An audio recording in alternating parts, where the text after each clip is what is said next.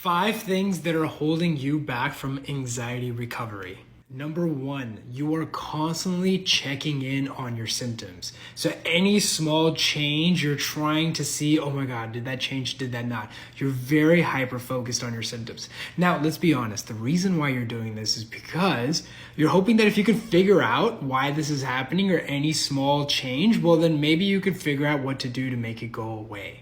This is not how recovery works. In fact, all it does is that it magnifies your anxiety more.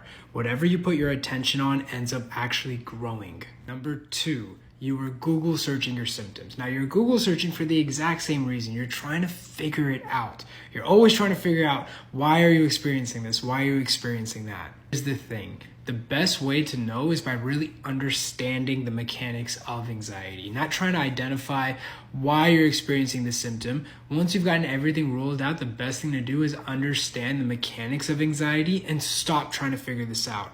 Instead, focusing on responding.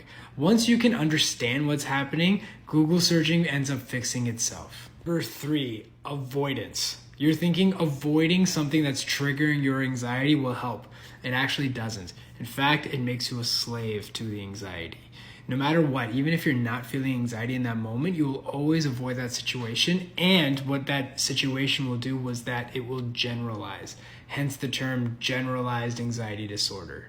Number 4, you're trying to cure your anxiety. Look, you can totally overcome this. You can get out of this. But if you're making recovery or curing your anxiety an end goal, it will never work because anxiety is too much in the forefront. You're still trying to fight your anxiety. You're still trying to battle your anxiety. It's a very counterintuitive approach when you actually focus on recovery. Look, there's no simple tip or trick here. It takes some work, it takes some guidance, it takes some understanding, and it takes some practice. And the focus is on long-term freedom. Remember, this is a marathon, not a sprint. Number 5, you think this will be you forever. I understand you may be struggling for a very long time, but the truth is that if you feel like you're unique, if you feel like your anxiety is worse than everybody else's, well, then you'll almost be justified not to recover. I know how debilitating it is, and I know how isolating and lonely it can feel, but no matter how long you've struggled, once you focus on the right steps, recovery is inevitable. It's absolutely inevitable. So focus on long-term freedom and don't think you're so unique. To learn more, check the comments.